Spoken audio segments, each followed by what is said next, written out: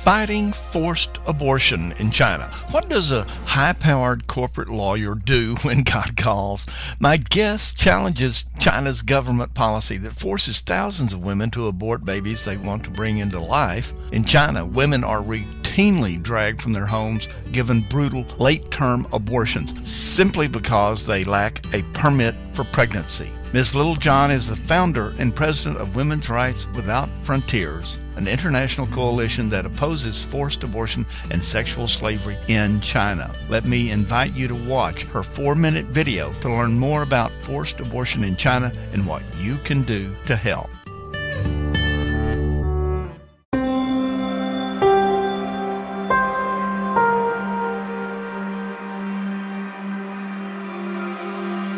I'm a litigation attorney, and in the 90s I represented a client who had escaped China. I represented her in her case for political asylum in the United States, and she had been forcibly sterilized.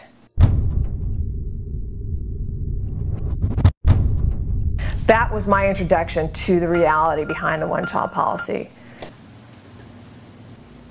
In fact, China's one-child policy causes more violence against women and girls than any other official policy on earth. I call it China's war on women and girls.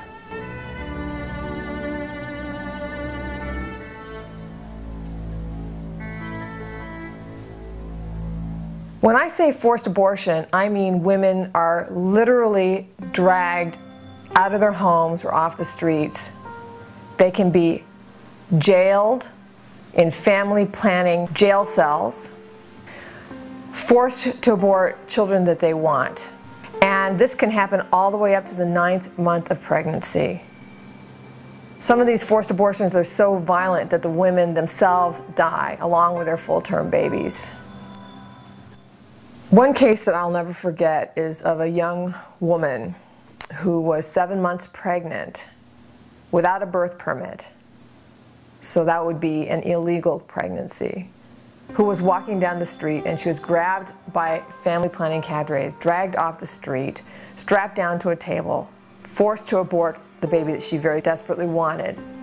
And in the end,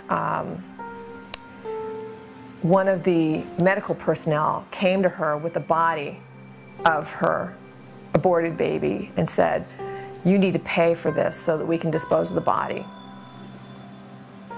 And she said she didn't have any money, so they just laid that body right next to her in the bed. And I've got a photograph of her looking down and just grieving the loss of this 7-month-old baby that was forcibly aborted. It does not matter whether you are pro-choice or pro-life on this issue. No one supports forced abortion because it's not a choice. And this violence must stop. My goal in establishing Women's Rights Without Frontiers is to end forced abortion and sexual slavery in China.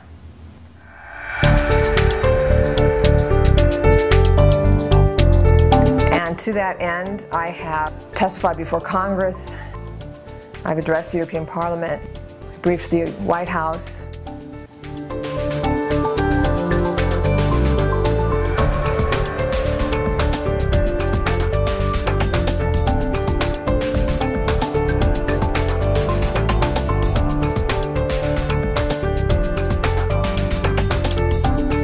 When I started this several years ago, no one was talking about the one-child policy. And now, because of the documentation that has been generated, two things have happened. Number one, the Chinese Communist Party cannot deny that the one-child policy is enforced through forced abortion, forced sterilization, and infanticide.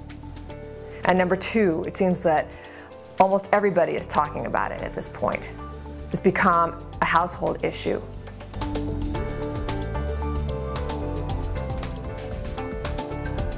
Stop the violence. End China's war on women. Forced abortion is not a choice.